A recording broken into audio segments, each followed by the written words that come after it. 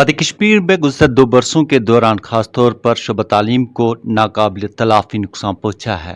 अब हुकूमत से दोबारा स्कूल खुलने जा रहे हैं। महकमा तालीम ने किस तरह की तैयारियाँ की है कोविड बहरान के दरमियान, बात करेंगे। और इस सिलसिले में हमारे साथ आज मौजूद है महकमा तालीम के नाज़िम जनाब मोहम्मद यूनुस मलिक साहब। मलिक साहब, बहुत बहुत शुक्रिया एशियन मेल को अपना कीमती वक्त देने के लिए। तवील तरीन और कीमती तातीलात के बाद यकम मार्च को जो है स्कूल खुलने जा रहे हैं। किस तरह की तैयारियां हैं और जो नुकसान पहुंचा है साथ साथ अब वो भी हमें बताएं कि आप उसको पुर करने के लिए किस तरह की पॉलिसी अपनाने जा रहे हैं।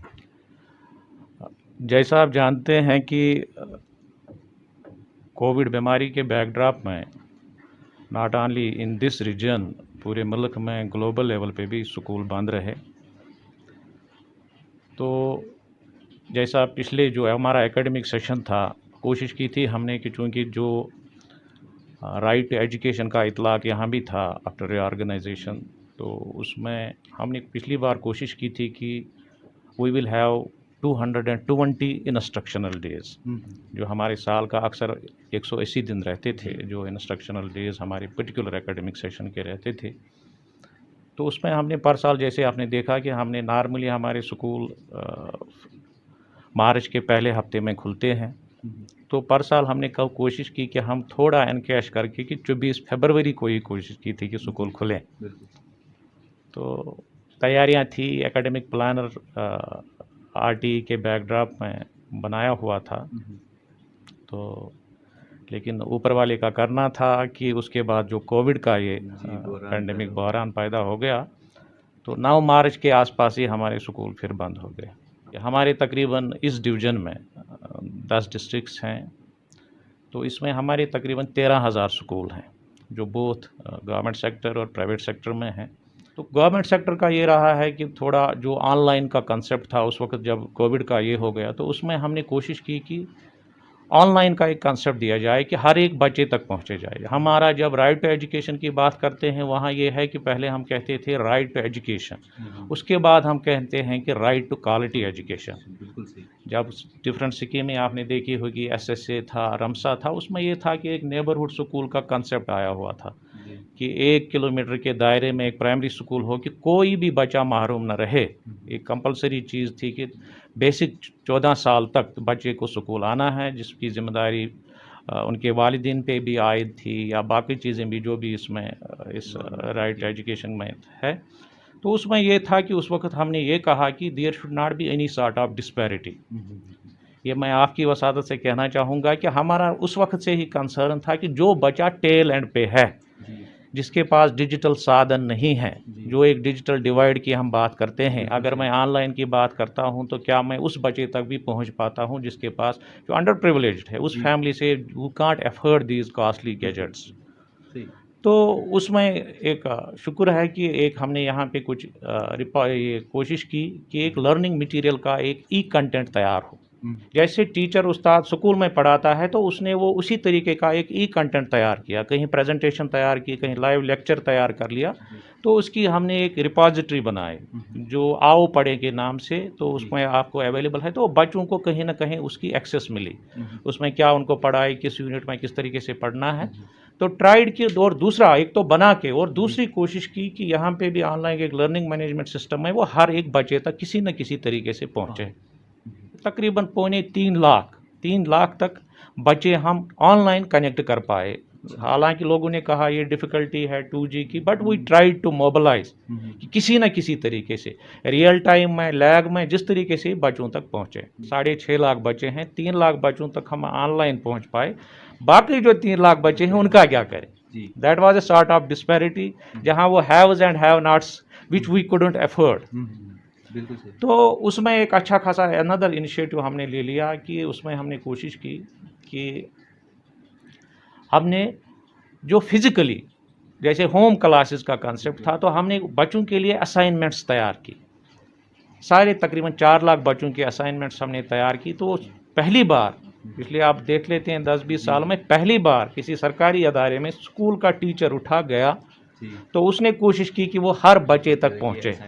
तो दूर दराज इलाकों में वो बच्चों तक पहुँचे, वहाँ फिजिकली असाइनमेंट्स और क्वालिटी मटीरियल, ट्यूटोरियल कम असाइनमेंट, हर एक चैप्टर का हर एक उस तरीके का उसमें वो कंसेप्ट देके और इसको प्रॉपरली बाद में रिव्यू कर। अगर बच्चे को खुदा न खास्ता किसी तरीके से कोई कंसेप्ट अंडरस्टैंड नहीं हुआ तो teachers remained at stone's throw. तो मैं शुक्रिया अदा करना चाहूँगा कि उसमें हमने प्रसार भारती से एक पहले हमारा एक आधे घंटा का एक स्लॉट यहाँ रहता था दूरदर्शन पे, तो आधे घंटे का वो लेसन होता था, ऑन एयर होता था, उसमें टेलीकास्ट होता था। हमने उसी पे we try to pick up threads from that very thing. हमने उनको रिक्वेस्ट की कि हमें थोड़ा स्लॉट ज़्यादा दे दीजिए, तो उन्होंने कहा ये कमर्शियल का उस वजह से, बट उसमें प्रसार भारती आगे आए, we are thankful to them. उस वक्त के एडवाइज़र साहब भी थे, हमने उनकी नोटिस में भी लाया। उन्होंने कहा बहुत अच्छा कंसेप्ट है। हमने कहा कि हम सारे बच्चों तक, चूँकि अगर हम कहते हैं कि हर एक के पास स्मार्टफोन नहीं है, गैजेट नहीं है, तो उसमें हमने कोशिश की कि कहा कि ये एक ऐसा ज़रिया बन सकता है कि जहां हम हर बच्चे तक पहुंच सकते हैं। तो उन्होंने फिर हमें वहां से 2 घंटे के 4 लेसन्स का दे दिया, 2 घंटे का स्लॉट जिसमें हम 4 लेसन्स पढ़ाते थे डेली बेसिस पे। तो उसी तरीके से हमने उनसे और रिक्वेस्ट की, तो वहाँ हमें ऑल इंडिया रेडियो से भी उस वक्त उनके भी 2 घंटे मिले। तकरीबन 600 से 700 तक जो हमने लेसन यहाँ हम स्टूडियो में वो प्रिपेयर कर लेते थे। हमारे टीचर उस वक्त भी कोविड में जब मूवमेंट पे बड़ी रेस्ट्रिक्शन थी, फार फ्लंग एरिया से हमारे एक्सपर्ट टीचर्स आए। मैं उनका शुक्रिया भी आपकी वसातत से करना चाहूँगा कि यहाँ पे हम इंफॉर्मेशन डायरेक्टरेट की उनकी कोलैबोरेशन में उनसे वहाँ पे उनके स्टूडियो का इस्तेमाल करके वो वुड प्रिपेयर डेली लेसन्स, फिर उनका ऑन एयर करके, तो उससे भी हमारा एक आउटरीच हो गया। तो we try to reach to every student. तो उसके बाद एक और चीज़ हमारे पास रही कि हमारा, चूँकि यहाँ पे जो, जैसे मैं स्कूलों की बात करता हूँ, तकरीबन मैक्सिमम स्कूल हमारे जो कंट्री साइड रूरल एरिया में है वो ओपन स्पेसेस में है। उनके खास अच्छी खासी जो स्कूल प्रेमिसेस ज़मीन है ओपन स्पेसेस में हमने देखा कि अर्बन एरियाज़ को कुछ स्कूलों को छोड़ के हमारा एक स्कोप रहता है कि जब हम कोविड की बात करते हैं जहां एसओपी का ख्याल रखना, जहां हम कर सकते हैं, क्योंकि ओपन स्पेसेस में ये टेंडेंसी कम रहती है कि जहां ज़्यादा वल्नरेबिलिटी नहीं है डिजीज़ के फैलने की। तो हमने एक रिस्क कैलकुलेटेड रिस्क आइकेट से कि उसमें हमने कोशिश की कि हम we too can initiative of community classes. तो कुछ टीचर्स ने, यहाँ हमारा पहले फीडबैक आ गया कुछ कंगन के, कुछ हरिगनवन एरिया से, गांधरबल के, कुलगाम के, जैसे कुंड एरिया या बाकी एरिया से, उन्हें कहा हमारे पास ये बच्चे नहीं फिजिकली हम बाहर बिठा के, और उसमें खाली गवर्नमेंट नहीं, उसमें कुछ ऐसे बच्चे भी, कुछ ऐसे जवान भी आगे आए जो घर में थे, जो पढ़े लिखे थे, उन्होंने कहा वही भी वॉलंटरी हम कोशिश कर लेंगे। तो हमने उस कोशिश में उसको आगे जाके उसको थोड़ा स्ट्रक्चर करने की कोशिश की। तो हमने कहा कि जो भी उस्ताद चाहे वॉलंटरी अप्रोच में अगर वो जाना चाहें कि बच्चों को होम क्लासेस या वॉलंटरी कम्युनिटी क्लासेस, तो एक अच्छा खासा जब ये पिकअप हो गया तो फिर हमने उसकी यहाँ गाइडलाइन भी गवर्नमेंट ने इशू कर दी। तो वो भी हमारे लिए जो हमारा कहीं वो गैप फिलिंग का था, तो आउटरीच में कहीं कोई बच्चे महरूम रहे थे, तो उन तक भी वो एक हमारे लिए एक साधन बन गया। तो तकरीबन 2.2 लाख बच्चों तक हम थ्रू कम्युनिटी क्लासेस के पहुँचे। तो उसमें ये तो कोविड बहरान के दरमियान आपने कोशिश की कि आपको कामयाबी भी मिली कि आपने मैं जो इसको है ये कहूँगा कि इसको एक कंक्लूजन पे इस वजह से कि बाद में जैसे कश्मीरी में बोलते हैं हम कि दोइबसुन छलान नना ईज दो, बिल्कुल सही सर। तो उसमें हमने ये कहा कि हमने बाद में देखा कि जब ये सेशन चला, आपको लगा होगा कि कुछ स्मूथली, जैसे आपने देखा पिछले 30 साल में पहली बार हमने यहाँ वो मास प्रमोशन का कंसेप्ट खत्म किया। बिल्कुल सही। अक्सर ये रहता था कि चलो जी पढ़ाई नहीं हुई कि बाद में मास, क्योंकि ये लर्निंग गैप्स इसकी भरपाई बाद में नहीं होती। जो बच्चा किसी फेज में किसी में कुछ महरूम रहता है कुछ चीज़ों से, आगे जाके उसको वो सीख नहीं मिलती है, वो गैप्स बढ़ती जाती है। तो हमने कोशिश की कि बच्चे जितना ही पढ़ें जिस तरीके से ही, लेकिन कोशिश करें कि उनके मन में भी रहे कल को कहीं ना कहीं हमें इम्तिहानात में शरीक होना है, एग्ज़ाम्स देने हैं। तो उसमें देखा होगा आपने कि स्मूथली चला पर साल का भी, जो उसके बाद भी जो पिछला जो इससे पहले का सेशन था उसमें भी एग्ज़ाम्स कंडक्ट स्मूथली हो गए, और रिकॉर्ड ब्रेकिंग जो पिछले 17-16 साल में भी जो परसेंटेज हमारी थी, खासकर हमारी 10वीं या 12वीं जमात की भी, उसमें वो रिकॉर्ड ब्रेकिंग थी। तो इसमें भी जो इस बार भी जो इम्तहानात हुए, हाल दो सिलेबस में कहीं कुछ रिलैक्सेशन मिली, लेकिन बच्चे अच्छी तरीके से विदाउट कोई उनमें वो परेशानी नहीं, बिकॉज वो प्रिपेयर्ड थे। तो वहाँ पे भी उन्होंने उन इम्तहानात में शिरकत की अच्छी तरीके से। होपफुली हम उम्मीद करते हैं कि मार्च के पहले या दूसरे हफ्ते में रिज़ल्ट आए तो अच्छा खासा उसमें भी वो भरपूर अच्छी अपनी सलाहियतों का मुजाहरा करेंगे। तो ये कुछ चीज़ें थी कि जो भी हम वी कांट से कि जो ऑनलाइन का ये साधन है कि वो कोई अल्टरनेटिव है, कोई परफेक्ट अल्टरनेटिव है ऑफलाइन क्लास का, जहाँ फिजिकली बच्चा स्कूल में आता है। क्योंकि स्कूल में पढ़ाई के लिए ही बच्चा नहीं आ जाता है, उसकी एक ग्रूमिंग, उसकी एक ग्रोथ हो जाती है। वो 4 चीज़ें उस्ताद से सीख जाता है और 4 चीज़ें अपने कुलीग्स, अपने क्लासमेट्स से भी सीखता है। इसी तरीके से उसकी एक पर्सनैलिटी डेवलप हो जाती है, उसका परसेप्शन होता है कि किस तरीके से कोऑपरेशन की, जहाँ कोऑर्डिनेशन की बात आती है, टीम स्पिरिट की बात आती है, ये छोटी मोटी एक कम्युनिटी होती है। घर में बच्चे हैं, ऑनलाइन में भी बाकी चीज़ें भी सारा कुछ कर लेते हैं, लेकिन एक छोटी कम्युनिटी जो स्कूल में होती है, ये क्लास से बाहर भी 10 चीज़ें सीख जाता है कल को एक अच्छा शहरी बनने के लिए। ये बहुत एक एसेंस होती है, जहाँ वो टीचर के उठने बैठने से ही 10 चीज़ें सीख जाता है, उसके बोर्ड पे लिखने या सबक पढ़ाने से ही नहीं होता है। तो ओवरऑल जो ग्रोथ होती है एक पर्सनालिटी का, वो स्कूल में, दैट इज़ वेरी इंपॉर्टेंट, कि जहाँ हम कहते हैं कि फिजिकली बच्चे का आना, स्कूल में आना बहुत मायने रखता है। तो ये चीज़ें थी कि जो हमने इनिशिएटिव एक और भी उसमें लिया कि 10वें, जैसे आपने कहा होगा, देखा होगा कि पिछले साल बाद में हमने कहीं, इस साल भी जो विंटर का हमारा रेमेडियल क्लासेस, तकरीबन 75,000 बच्चे जो हमने विंटर ट्यूटोरियल स्टार्ट किए, पहले 8वीं 9वीं 10वीं 11वीं, हर एक डिस्ट्रिक्ट में कुछ स्कूल हमने आइडेंटिफाई किए। इन महीनों में भी वहाँ भी कोशिश की कि हम वहाँ बच्चे तालीम से फैज़याब हों, वहाँ कुछ टीचर्स ने वॉलंटियर किया और इस तरीके से है। तो ऑल सेड एंड डन कि जितने भी कॉन्स्टेंट्स ये चीज़ें थी, लेकिन कोशिश की। अब फिजिकली बच्चे जा रहे हैं हाँ। कुमार से, तो आपकी तैयारियां क्या है, क्योंकि कोविड भी है, वो तैयारियां कैसी की? हाँ, ये चीज़ है कि जैसे आपने देखा होगा कि जो ज़िंदगी की डिफरेंट एक्टिविटीज़ हैं, इस वक्त हर एक सेक्टर में थोड़ी थोड़ी नॉर्मलाइजेशन आई है। जहाँ आप गाड़ी वाला भी गाड़ी चला रहा है, मुलाजिम दफ्तर भी जा रहा है, दुकानदार अपना दुकान भी चला रहा है, बिजनेसमैन अपना कारोबार भी कर रहा है। तो यही शायद एक सेक्टर है कि जहाँ अभी हम वेट एंड वाच में, चूँकि एक बहुत एक सेंसिटिव चीज़ होती है एजुकेशन की, बच्चे हैं, बच्चों से हर एक को प्यार होता है, तो इसमें सेंसिटिविटी या ऑर्गेनाइजेशन ही उस तरीके से होता है जहाँ किसी तरीके से भी एक नी जर्क रिएक्शन आ जाता है। तो उसमें वेट एंड वाच में चूँकि कंटिन्यूसली इन चीज़ों को मॉनिटर किया गया था, तो पिछले साल भी हमने जैसे कुछ जो अनलॉक के जो different directives repeatedly after intervals आते हैं कि पीरियडिकली सिचुएशन को मॉनिटर किया जाता है, उसमें बाद में क्या फीडबैक आ जाता है, अकॉर्डिंगली डिसीजन में कुछ अनलॉक का जो सिलसिला चलता है। तो उसी हिसाब में इस बार ये डायरेक्शन हो गई, क्योंकि पिछली बार ये थी कि जो इससे पहले था, जैसे छुट्टियों से पहले था कि सेकेंडरी लेवल तक हमने कहा था कि उस्ताद, स्कूल खुले थे, उस्ताद आते थे, टीचर्स आते थे, जैसे उनको कोई असाइनमेंट ऑनलाइन करते थे। लेकिन सेकेंडरी लेवल पे भी था कि बच्चों को कहा गया था कि उस हिसाब से कि उनको टीचर गाइडेंस के लिए वो स्कूल आते थे। तो उस चीज़ में उस वक्त से थोड़ी हमारी एक्लेमेटाइजेशन हो गई है कि हम वो ऐसा नहीं कहेंगे कि हम कुछ बहुत अरसे के बाद है, क्योंकि सिस्टम के साथ हम वाबस्ता रहे। कहीं अगर कम्युनिटी क्लास के साथ भी, कहीं अदर एक्टिविटीज़ में भी बच्चे भी नो डाउट इनफॉर्मल तरीके से, लेकिन कहीं ना कहीं टीचर गाइडेंस के लिए स्कूलों में दिस वे और दैट वे अटेंड करते थे। लेकिन अब ये जो इस वक्त है कि जो ये डायरेक्शन है कि स्कूलों का खुलने का, तो एक ही गवर्नमेंट का ऑर्डर पहले निकला था, क्योंकि यहाँ सरमाई तातीलात चल रही थी। तो जम्मू में डिवीज़न में स्कूल खुले फर्स्ट से, बाद में पहले सेकेंडरी लेवल पे, उसके बाद 8th से जो एलिमेंट्री लेवल का। शुक्र है हम भी वहाँ देख रहे हैं कि कहीं से कोई खुदा न खास्ता ऐसा कोई इशू नहीं है कि it is trying to get smooth routine. तो उम्मीद करते हैं कि यहाँ इस तरीके से चले। तो इस सिलसिले में हमने पहले ही, आपने जैसे देखा होगा कि 10-15 दिनों से हमने एक अवेयरनेस का एक सिलसिला शुरू किया है, क्योंकि तीनों चीज़ों का, तीन ही चीज़ खाली इसमें जिसका बड़ा ख्याल रखना है जब हम SOPs की बात कर लेते हैं, कि कहाँ पे चूक हो सकती है, which are the grey areas, which are the weakest links. कि स्कूल में बच्चे का आना, चूँकि एक बहुत बड़ी, जब मैं 13 लाख बच्चों की बात कर लेता हूँ, ये ऑलमोस्ट 8-9 लाख फैमिलीज़ की बात मैं करता हूँ। इसको बच्चे को सुबह स्कूल आना है, स्कूल से फिर घर जाना है, एक बहुत बड़ी आबादी का हिस्सा है कि जो घरों में आज तक, हम कह सकते हैं कि उधर तक घरों में रहे थे। तो इस वजह से हमें बड़े इसमें प्रिकॉशंस लेने हैं, कहीं पे हमें बड़ा स्ट्रिक्ट भी रहना है। There should not be any compromise with SOPs।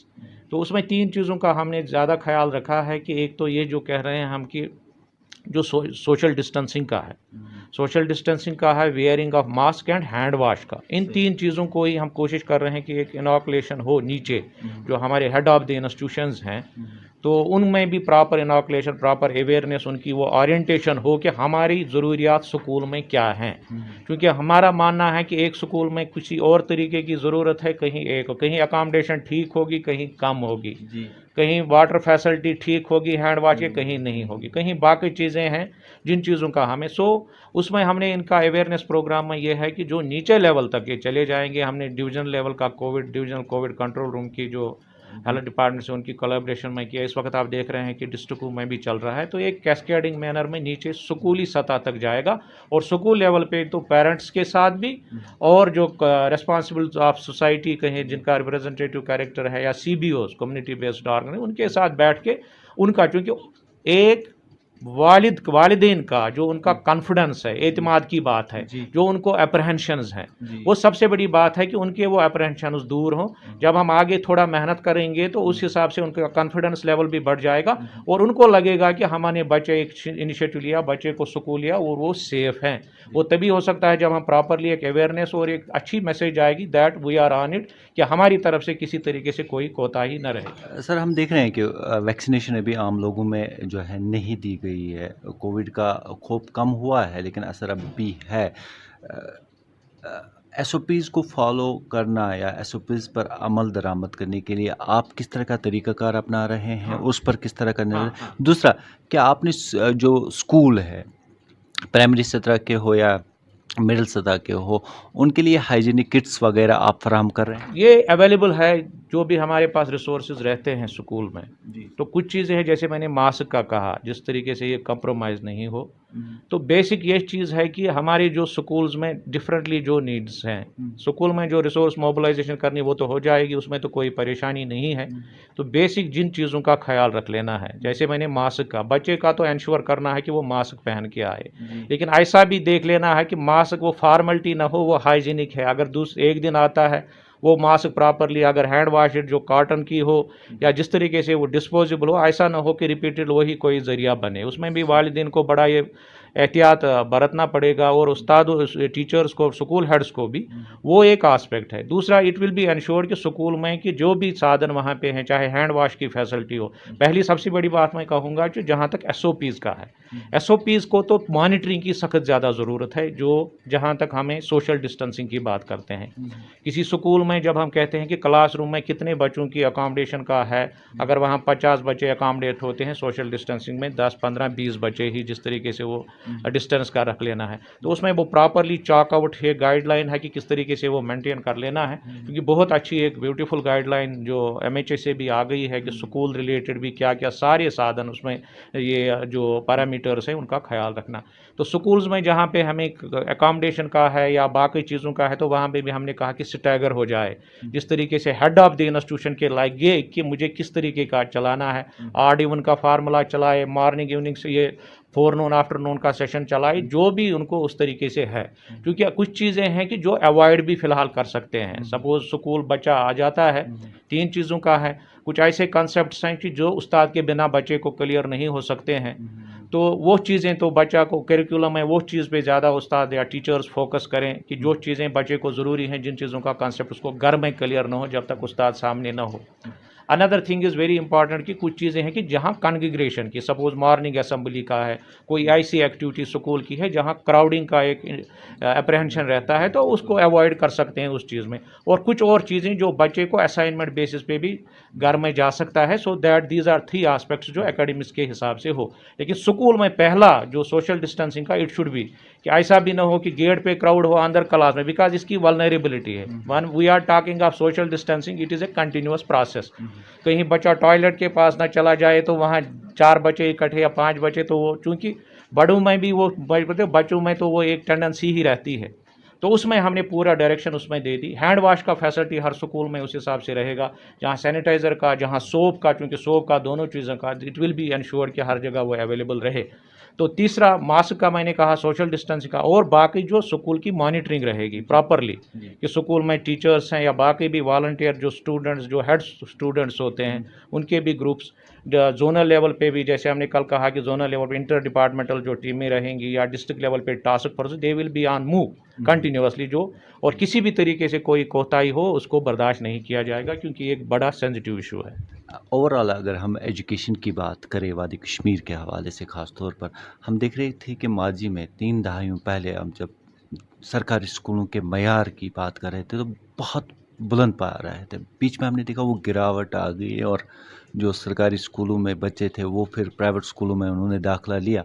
ये गिरावट क्यों आई? गिरावट की बात नहीं है, परसेप्शन आपका ये है कि we have taken certain initiatives, ये एक परसेप्शन है जो मैं आपकी वसादत से दूर करना चाहूँगा, because it has potentiated over a period of time. मेरे कहने से शायद ये नहीं है, क्योंकि हर एक आप एक ज़िम्मेदार इदारे से ताल्लुक़ रखते हैं कि जब आपके जहन में भी ये चीज़ है तो, लेकिन यह है कि एक बॉटम लाइन की मैं बात कहूँ, इस बार हमने ये जो किया, जो इनिशिएटिव्स आपने देखे, जैसे मैंने ये भी कहा 1-1.5 साल से जिस तरीके से लगे, ज़रूर पब्लिक परसेप्शन, जब मैं 13 लाख बच्चों की बात करता हूँ, 6 लाख बच्चों, ये जब हम कुछ करते हैं तो 6 लाख फैमिलीज तक ये बात पहुँच जाती है। एक पब्लिक परसेप्शन का बड़ा ये है कि यू विल सी कि तकरीबन 1.25 लाख बच्चे, इट वाज रिकॉर्ड, जो हमने इस बार, चूँकि हमारा जो एकेडमिक सेशन जो रिकॉर्ड तोड़ जो एनरोलमेंट हमने की, विच इज़ ए कंसेप्ट जो रिवर्स कंसेप्ट, रिवर्स माइग्रेशन की बात, जो enrolled, we started on low profile, हमने कोशिश की चलो देख लेते हैं, हो जाता है, देख लेते हैं, उसमें कोशिश out of, you will not believe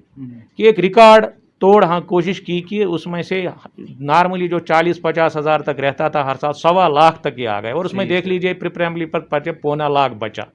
और उसमें मैं शुक्रिया अदा करना चाहूँगा कि जो हमारे टीचर्स हैं डाउन बिलो, उन्होंने अपने बच्चों को उठा के कहा कि हम घर से ही एक शुरुआत करके 1000-2000 टीचर्स ने अपने बच्चों को सरकारी इदारों में डाल दिया। आप देख लीजिए, किसी चीज़ की भी कमी नहीं है, मेयार की बात नहीं है। आप देख लीजिए कि आप पर साल के भी रिजल्ट्स देख लीजिए, ऐसी ये चीज़ नहीं है। आप रिजल्ट्स देख लीजिए, उसकी एनालिसिस कर लीजिए, मेरिट होल्डर्स या बाकी चीज़ें, जितना भी उसमें चीज़ें हमने कोशिश की, यहाँ किसी चीज़ की कमी नहीं है। अगर मैं कहूँगा कि उस्ताद की पढ़े लिखे हैं, आप बिलीव नहीं करेंगे कि इस वक्त जब हम कह रहे हैं कि मेरे भी तकरीबन एस्टेब्लिशमेंट 60-70 हज़ार का एस्टेब्लिशमेंट है टीचर्स की सूरत में, लेकिन उनकी देख लीजिए, उनकी क्वालिफिकेशन देख लीजिए, everybody is trained as on date. जब मैं आपसे बात करता हूँ 60-70 हज़ार में, मुझे यू विल फाइंड 400 या 500 टीचर्स अभी हैं जो अभी जिनको अभी ट्रेंड करना है, जो जिनको एजुकेशन में कहीं बीएड का कोर्स है, कहीं डीएड का कोर्स है, तो वो एक एस्पेक्ट है। दूसरा जो इस बार कोशिश की है, जैसे कुछ कंसेप्ट, सपोज अभी आप कुछ साल और साल पहले सोच ही नहीं सकते थे कि सरकारी स्कूल के बच्चे तक ऑनलाइन क्लासेस जाए। उसके आपने सुना होगा कि बच्चे, ये बड़ा एक फैसिनेटिंग लगता था कि हम जी भेजते हैं प्राइवेट स्कूल, वहाँ उसको असाइनमेंट मिलती है, वहाँ ऑनलाइन। आप देख लीजिए इस वक्त, इस बार आपने कोई फ़र्क नहीं देखा।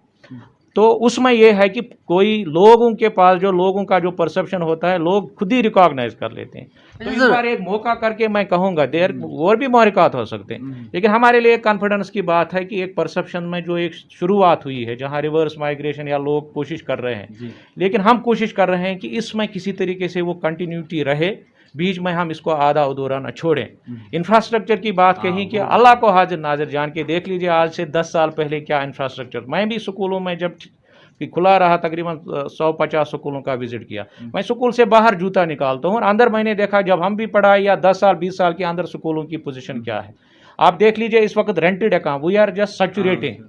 हमने इस बार जी अभी 100 डेज़ का हमने जो प्रोग्राम था कि we are saturating, we are ensuring कि हर स्कूल को ड्रिंकिंग वाटर फैसिलिटी हो। आपने देखा होगा कि हर स्कूल को बिजली की सप्लाई हो, हर स्कूल में जो हमारा पाइप्ड वाटर की, जहाँ टॉयलेट्स की हमने बात कर दी है, इन चीज़ों का 2-3 चीज़ों का, जहाँ से हमने कहा सैनिटेशन का हर स्कूल में आप देख लीजिए इस वक्त फुल। आप नहीं सोच सकते थे कि जहाँ पे भी आज इस वक्त हम सैचुरेट कहते हैं कि जहाँ हमें टॉयलेट की फैसिलिटी, जो हमारा एनरोलमेंट में चाहे गर्ल चाइल्ड का रहता था, तो ये चीज़ें हैं। इस वक्त भी वी आर जस्ट ट्राइंग कि सबसे तो बड़ा है जो 1.25 लाख बच्चों का इंदराज हुआ है दोबारा, आपने कहा खुद के एनरोलमेंट, ये आसान नहीं था, बड़ी कामयाबी आपकी रही है। जो बुनियादी ढांचा कहा कि आप मौजूद है, सफिशिएंट मानते हैं कि सफिशिएंट बुनियादी ढांचा शुरुआत है। मैं बताऊंगा जैसे परसेप्शन की क्या बात है। जब देखो अट्रैक्शन क्या रहती है आज के, क्योंकि education is something, it is not static.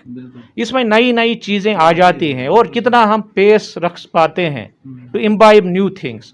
मैं ये नहीं कहूँगा कि as director, as teacher, as headmaster, as principal मैंने आज देखा तो यही कंटिन्यू चल जाएगा।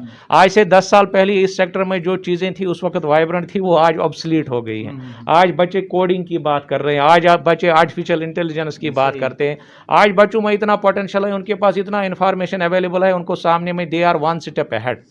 तो उस्तादों की भी उस तरीके से, टीचर्स की भी कैपेसिटी बिल्डिंग कर लेनी है कि उनको भी एक स्टेप अहेड है। क्योंकि अब नया जो NEP की भी बात करते हैं कि जहां इनको कंटिन्यूअस प्रोफेशनल डेवलपमेंट, हर साल 50 घंटे का उनका कंटिन्यूअस ट्रेनिंग, और हर साल का जो एक कैस्केडिंग मैनर, जैसे आपने देखा कि SCRT का यहाँ पे जो हमने एस्टेब्लिश अब किया, बाकी मुल्क के हिस्सों में था, रियासतों में था, यहाँ नहीं था, it has been establish, it has started to give some vibrancy. आपने देखा होगा कि हमारे चाहे निष्ठा का प्रोग्राम, चाहे इम्पैक्ट का प्रोग्राम है, हर मॉड्यूल ऑनलाइन कनेक्टेड टीचर इस वक्त हैं उन प्रोग्राम्स के साथ, एंड दे आर ऑनलाइन उनकी कैपेसिटी। क्योंकि हमारा मानना है जब उनकी भी प्रॉपर कैपेसिटी बिल्डिंग हो, उनका वैल्यू एडिशन हो, तभी नीचे से क्वालिटी बच्चों तक भी वही अच्छी पहुँच जाएगी। एक और एरिया था जो ग्रे एरिया हमारा रहा है, जिसकी वजह से जब भी आप जो एनरोलमेंट का परसेप्शन, आपने देखा होगा कि हमारा यहाँ प्री प्राइमरी का वो कंसेप्ट नहीं था। जैसे आपने देखा होगा एक अट्रैक्शन बना है सोसाइटी में किंडरगार्टन का, LKG का, नर्सरी का, ये प्री स्कूलिंग का एक कंसेप्ट जो उस सेक्टर में थी। यहाँ कोशिश की गई थी, कुछ 40-50 किंडरगार्टन स्टार्ट किए गए थे, तो उसमें एक हौसला अफजा बात आ गई थी, उन बच्चे अट्रैक्ट हो गए और पेरेंट्स को भी लगा शायद जब मियार की बात करते हैं तो मियार हम शुरुआत से ही करते हैं, बिल्कुल तो बुनियादी सतह पे, तो उसमें एक अच्छा खासा हमने देख लिया, वही हमने उसी चीज़ को फोकस ज़्यादा किया। तो आपकी वसात से कहना चाहूँगा कि 50 से शुरू करके इंशाल्लाह रहमान इस सेशन में तकरीबन हमारे 2000 स्कूल्स में क्वालिटी स्टेट ऑफ आर्ट किंडरगार्टन्स होंगे। जो भी एक बच इस वक्त जो एनरोलमेंट की मैं बात करता हूँ किंडरगार्टन में तकरीबन 75,000 की, जो मैं भी सवाल, तो उसमें एक अट्रैक्शन का जरिया है कि लोगों को लगता है कि मियारी तालीम की बात ये शुरुआत है। अब जब हम ECC की बात करते हैं, अर्ली चाइल्डहुड केयर एजुकेशन, इस वक्त आप देख रहे हैं कि हमारे डाइट्स जो डिस्ट्रिक्ट्स में है उसमें कंटिन्यूअस एक प्रोग्राम अर्ली चाइल्डहुड केयर का चल रहा है। क्योंकि बच्चे की बुनियादी जो कॉग्निटिव लर्निंग, जो क्रिटिकल थिंकिंग, लॉजिक, रीजन, जो इसको वो प्रिपेयर्डनेस हो कि वो आगे जाके जो उसमें बेसिक कॉन्फिडेंस लेवल वो बच्चे में चल रही है, वो अर्ली ईयर्स में भी हो जाता है। तो यहाँ पे ये थोड़ा मिसिंग लिंक था। तो we have just, it has been initiated, चूँकि अब NEP में भी इस पे एरिया फोकस है कि जहाँ हम फाउंडेशन लिटरेसी एंड न्यूमरेसी की बात करते हैं कि 2025 तक हर बच्चे को अगर 5वीं जमात तक वो है बेसिक लर्निंग, थोड़ा लैंग्वेज पे भी हो, थोड़ा अरिथमेटिक पे भी हो, जो ग्रुप हो उसमें कोई लर्निंग गैप ना हो, फिर आगे जाके वो अच्छी तरीके से फिर वो आगे जाके एक्सेल कर सकता है। इंफ्रास्ट्रक्चर में हमने गैप एनालिसिस की, जहां अकोमोडेशन की ज़रूरत है। आप ही इस वक्त देख रहे हैं तकरीबन हमारा समग्र शिक्षा का जो इंटरवेंशन है 2-2.5 हज़ार करोड़ का साल का रहता है। हमारा इधर का भी जो बजटरी जो एलोकेशंस हैं, कुछ चीज़ें नहीं है। नाउ वी आर टॉकिंग, अब जब मैं मेयारी बात कर रहा हूँ कि वी आर जस्ट एंश्योरिंग कि सैचुरेट हो जाएँ। यू विल सी हमारे जो सेकेंडरी लेवल पे हैं या सीनियर सेकेंडरी लेवल पे we have ICT labs, we are saturating all 800 schools या 1200 कैल लैब्स, और बच्चों को एक इंटरेक्शन का मौका मिलता है with in country already, not only, तो बाहर के बाद बच्चों के साथ भी वो थ्रू दैट सिस्टम ऑनलाइन वो इंटरेक्ट। बुनियादी ढांचे की तरफ आपकी तवज्जो रही है, लेकिन अगर हम मैन पावर की बात करें, कहीं पर हम देख रहे हैं कि ज़डोज़ की कमी है, कहीं हेडमास्टर की कमी है, कहीं CEOs की भी कमी पाई जा रही है। यहाँ के 10+2 की जो लेक्चरर्स हैं उनकी बड़ी तादाद खाली असामियाँ हैं। उन खाली असामियों को पुर करने के हवाले से आपका मैं डिपार्टमेंट आपको बताऊंगा कि बहुत सारे इश्यूज थे जो over a period of time potentiate हुए थे। यहाँ आपका जो हमारा बेस्ट जो PTR की बात करते हैं, जो हमारा पीपल टीचर रेशियो रहता है, नेशनल एवरेज का 1:30 है। एक उस्ताद 30 बच्चों के, जो नेशनल एवरेज की हम बात करते हैं। लेकिन जब आप यहाँ देखेंगे इट इज़ 1:12, इट इज़ 1:12, 12 बच्चों का एक है। इशू था हमारा जो इन 2 सालों में आपने देखा कि यहाँ पे RETs का इशू था, जो SSA में कोई सैलरी का इशू था। रिकॉर्ड एक गवर्नमेंट ने एक बड़ा एक इनकलाबी नवीयत का एक डिसीजन हो गया, जो उनकी रेगुलराइजेशन और उनकी ट्रांजिशन का प्रोसेस कर दिया। तकरीबन हमने यहाँ इस डिवीज़न में 18,000, मैंने यहाँ पे 18,000 RET टीचर्स को इन 2 सालों में रेगुलराइज कर दिया। That was the first satisfaction उनका था।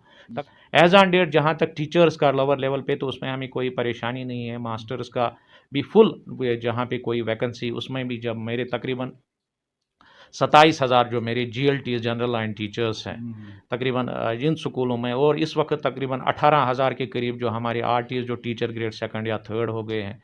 लेक्चरर्स भी 5-5,500 का है जो वैकेंसी का ये सैंक्शन स्ट्रेंथ का है। ऐसे आपकी वसातत से भरोसा दिलाना चाहूँगा, we are working on it, जहाँ पे भी सुपरवाइजरी चाहे प्रिंसिपल का है, हेडमास्टर का है, ZDOs का है, इंशाल्लाह कुछ ही दिनों में तो वो पोस्ट भी हो जाएंगे। डाइट्स की आपने बात की, डाइट्स की जो कारकर्दगी है, क्या आप मुतमईन हैं? डाइट्स में जैसे मैंने कहा कि वैल्यू एडिशन की ज़रूरत है। ये एक ऐसा इदारा है कि जहाँ जब हम एजुकेशन की बात कर लेते हैं, यहाँ इंफ्रास्ट्रक्चर के साथ साथ कैपेसिटी बिल्डिंग का भी बहुत अहम रोल है। सबसे प्रियॉरिटी कैपेसिटी बिल्डिंग का, अगर 10 चीज़ें स्कूल में ना हो लेकिन क्वालिटी टीचिंग हो तो दैट इज़ द प्रियॉरिटी। तो चूंकि ये बहुत, जैसे मैंने कहा कि SCERT का यहाँ रहा था, ये कॉन्सेप्ट नहीं था यहाँ पे, now recently it has been established. Now you see, अगर आप अभी भी कभी मौका मिले कि डाइट्स में जाएं, एक वाइब्रेंसी आ गई, क्योंकि अभी सारा ऑनलाइन है कि फिजिकली कहीं कहीं पे इस वक्त देख लीजिए कि कितने प्रोग्राम्स हमारे चल रहे हैं। निष्ठा के थ्रू इस वक्त जो नेशनल वाला जो हमारा जो हॉलिस्टिक जो इम्प्रूवमेंट टीचर्स का है प्रोग्राम है, तो उसमें भी तकरीबन सारे टीचर्स हमारे कनेक्टेड हैं 18 मॉड्यूल्स के through. It will not be now restricted to, आप ऐसे कहेंगे कि ऊपर से या डाइट का एक पहचान है, इसमें कंसेप्ट है कि नीचे ग्रास रूट। जब मैंने कहा कि 50 घंटे का कंटिन्यूअस प्रोफेशनल डेवलपमेंट, उसमें यह भी चीज़ है कि जैसे हम कहते हैं ऊपर SCERT, फिर डिस्ट्रिक्ट लेवल पे डाइट, फिर हमारा ब्लॉक रिसोर्स सेंटर जोन पे जो होता है, फिर क्लस्टर रिसोर्स सेंटर CRC, कि CRC भी एक अच्छा मौका उनको मिले जहां 10 स्कूलों के टीचर्स, उनको भी वो कंटिन्यूअस क्रिएटिव जो करिकुलम या उनका जो एकेडमिक्स जो डेवलपमेंट का है, लर्निंग प्रोसेस में उनका वो टीचिंग प्रोसेस में उनकी अपडेशन करने की ज़रूरत हो, तो वो एक कंटिन्यूअस एक सिलसिला चलेगा। तो इंशाल्लाह आप देख लेंगे कि इमीडिएट फ्यूचर में एक विजिबल सी चेंज, ये लास्ट सवाल मेरा आपका रहेगा, गवर्नमेंट ऑफ इंडिया ने नई एजुकेशन पॉलिसी जो है वो मुतारिफ की है, उससे हमारा जो तालीमी निज़ाम है, एक तो इस पॉलिसी के हवाले से हमें बताया कि कितना फ़ायदा मिलेगा, उसके ज़रा अगर आप रोशनी डालें। ये एक बहुत रेवोल्यूशनरी कंसेप्ट है जिसमें बहुत से जो educationist through out the country, मैं कहूँगा कि 6,000 फर्टाइल ब्रेन्स जिन्होंने इसकी और कंट्रीब्यूशन किया हुआ है। इसमें सारे मुल्क से फीडबैक आ गया जो हमारा तालीमी निज़ाम पिछले 10-20 सालों की जो असेसमेंट है, क्योंकि जो हमारी पिछली पॉलिसी थी 1986 में एजुकेशन पॉलिसी की, फिर 90s में कुछ डिसीजन, फिर हमारा NCF जो 2005 का नेशनल करिकुलम फ्रेमवर्क, जिसको हम उस तरीके से एक बाइबल मानते हैं जिस पे वो सारा कुछ हमारा चलता है। तो उसके बाद जो फीडबैक आ गए, जैसे मैंने अभी कहा आपसे प्री स्कूलिंग का है, अभी अब अपडेशन की है कि अब नया एक सिस्टम है कि जो हमने हमारा ऐसा रहता था 10+2 का रहता था, अब इसमें एक नया बकेट सिस्टम आ गया, हम कहते हैं 5+3+3+4, कि जो पहले 5 साल हों ये बच्चे को प्ले वे मेथड में वो सीखें, उस पर उस तरीके से फोर्सेबल उस तरीके से ना हो, तो आगे जाके थोड़ा जब उसको वो इनॉकुलेशन हो, उसको थोड़ा अरिथमेटिक्स का भी, उसको थोड़ा कम्युनिकेशन का भी, लैंग्वेज का भी, बाकी चीज़ें भी आ जाएंगी, तो आगे जाके फिर ग्रेजुअली उसमें वो इनॉकुलेशन करें हम एब्स्ट्रैक्ट कॉन्सेप्ट्स का, कहीं हिस्ट्री का कॉन्सेप्ट, कहीं ज्योग्राफी का कॉन्सेप्ट, और आगे आगे जाके तो बहुत अच्छा इसमें एक ये जो सिस्टम बना हुआ है। और इसमें यही है कि जो मैं अभी कहा कि वैल्यू एडिशन की, आपने देखा होगा कि लाइफ स्किल्स की बात है कि एक लाइफ स्किल्स में कि बच्चे में क्या है, एक तो ही हैज़ टू बी, बच्चा क्यों स्कूल आता है, सही बच्चे का स्कूल आना ये है कि एक तो ये है कि एक अच्छा शहरी बने, ये अच्छा शहरी बने कि सोसाइटी की ओर, मुल्क की ओर कंट्रीब्यूट करे, जो हम कहते हैं कि सोशो इकोनॉमिक प्रोसेस में इसका कंट्रीब्यूशन हो, दैट इज़ वन एस्पेक्ट। उसके बदले उस बच्चे को मिले एक डिग्निफाइड लाइफ जहां उसका स्टेटस भी रहे, कोई अच्छा डॉक्टर बने, कोई अच्छा इंजीनियर बने, कोई अच्छा प्रोफेसर बने, कोई सिविल सर्विस में जाए, कोई साइंटिस्ट जाए, तो उस हिसाब से दोनों चीज़ें वो उस प्रोसेस का हिस्सा बने, वो बर्डन सोसाइटी पे ना बने, और दूसरा उसको मुआवजे में एक अच्छा स्टेटस मिले, बाकी डिग्निफाइड लाइफ मिले। दूसरी चीज़ उसमें यह है कि हर एक बच्चे में अल्लाह ताला ने कुछ सलाहियत रखी हुई होती है, उसकी अपनी कुछ क्रिएटिविटी होती है। आपने देखा होगा कि किसी बच्चे को आर्ट की ओर रुचि होती है, किसी बच्चे को किसी और चीज़ म्यूज़िक की ओर, तो उसको भी ये फोकस एरिया है कि उसमें वो क्रिएटिविटी का भी देख लीजिए, कि उसको भी एक प्लेटफार्म देख लीजिए। जैसे आपने परसों देखा होगा, हमने वो नेशनल लेवल का टॉय फेयर यहाँ पे कर दिया, इतने बच्चों ने प्यारे मॉडल और आइडियाज़ दे दिए कि इंसान वंचित रहता है कि इनके माइंड से, नन्हे मुन्ने बच्चों के उनकी जहन में इतना ये है कि उनकी चीज़ें, वो जिस चीज़ की कितनी सलाहियतें उनमें हैं। तो तीसरा यह है कि मॉरल एजुकेशन, दैट इज़ कि मॉरल एजुकेशन, उसमें भी वो चीज़ें, एथिक्स, किस तरीके से सोसाइटी में बिहेव कर लेना है। पढ़ाई लिखाई करके उनमें 3 चीज़ों में कहूँगा कि जैसे बच्चा बहुत काबिल हो कि उसका आईक्यू ठीक हो सकता है, लेकिन इमीडिएटली ये चीज़ भी होता है कि उसका इमोशनल कोशेंट कैसा है और सोशल कोशेंट कैसा है, टीम स्पिरिट की, सोसाइटी में बड़ों का छोटों का लिहाज, उस तरीके से जो सोसाइटी में जिस तरीके से एक अच्छा सिटीजन बने, तो सारी चीज़ें। लेकिन एक चीज़ ये है कि जैसे आपने कहा है कि फिर जब से छठी जमात से हम दूसरे में कहा, हम कहते हैं बैगलेस आवर्स, वोकेशनल पे ज़्यादा फोकस है, आर्ट पे ज़्यादा फोकस है। जैसे हम कहते हैं कि सपोज मैट्रिक में हमारे 1 लाख बच्चे अपेयर होते हैं, कितना ड्रॉप आउट रहता है, कितने आगे जाए। अगर उनको पहले ही वो लाइफ स्किल्स है, हम कोशिश करें कि उनको वो एजुकेशन, सपोज कल को 10वीं जमात करके उसको ITI जाना पड़ता है, कहीं प्लम्बरिंग का, कहीं छोटे छोटे जो ये चीज़ें हैं, कोई बच्चा आगे नहीं जाना चाहता है, लेकिन वोकेशनल पे इस पे बहुत ज़्यादा फोकस है। और दूसरा ये है कि एक्सपेंशन ऑफ नॉलेज, वो जैसे हम करते थे एग्जाम ओरिएंटेड वो तैयारी, वो ना हो, बच्चे को एक्सपीरियंशियल लर्निंग हो, हर एक चीज़ का कोर कंसेप्ट का पता चले उसको, आगे जाके उतना फोकस एग्जाम और असेसमेंट पे ना हो। लेकिन ज़्यादा से ज़्यादा, हाँ, अक्सर आपने देखा होगा कि 10वीं जमात पास करके कि बच्चे की काउंसलिंग होती है कि आप किस स्ट्रीम में चला जाए, लेकिन यहाँ कोशिश ये है कि बच्चा 8वीं तक तैयार हो, 8वीं से ही आगे जाके जो 4 इयर्स का बकेट है, ये 8 सेमिस्टर्स पे हो सकता है। कोई बच्चा सपोज किसी लैंग्वेज में, कोई सपोज स्पोकन इंग्लिश की बात करें, कोई लैंग्वेज का एक छोटा सा मॉड्यूल उसको 6 महीने का बन सकता है। इसी तरीके से वोकेशनल में भी कितने ट्रेड्स हैं, कितना वो कर सकता है, कितना उसकी रुचि है किस चीज़ में, वो भी उसमें हम कहते हैं क्रेडिट बेस्ड सिस्टम। वो कहीं एग्जिट भी कर सकता है 4 साल में, कहीं और इंस्टीट्यूशन में जा सकता है जहाँ वो कोई करिकुलम ये कर सकता है, कोई कोर्स कर सकता है। तो बहुत अच्छा, इसमें बहुत ब्यूटी है। पहली नीचे करके कि फाउंडेशन लिटरेसी का, मल्टीलिंगुअल, मदर टंग पे ज़्यादा फोकस, बाकी चीज़ें भी हैं कि बेसिक लेवल पे भी बच्चा तैयार रहे, एक अच्छा प्लेटफार्म इसको अर्ली ईयर्स में मिले, जिसको हम फाउंडेशन लिटरेसी और न्यूमरेसी का कहते हैं। और लास्ट में जो 4 साल का उसको आगे जाके कैरियर में, वो थोड़ा नीचे आके ही 9वीं जमात से ही वो सोचे आगे जाके उसको एक्सपोजर मिले, हर एक चीज़ का थोड़ा थोड़ा कंसेप्ट हो, कि प्रॉपर सेग्रीगेशन ना हो कि हम साइंस का अलग से कर लेंगे। कहीं पे ऐसा भी हो सकता है बच्चा बायोलॉजी भी पकड़ लेता है, यहाँ से इकोनॉमिक्स भी पकड़ सकता है। बहुत बहुत शुक्रिया सर, आपने हमें कीमती वक्त और तफसीली गुफ्तगू की है, और जो तशरीफ़ रही है वो अगले प्रोग्राम में ज़रूर जो है दूर करेंगे। Thank you very much. नाजरीन, अगर आपको हमारे प्रोग्राम पसंद आए होंगे, बेल निशान पे बटन दबाकर हमारी चैनल सब्सक्राइब करें।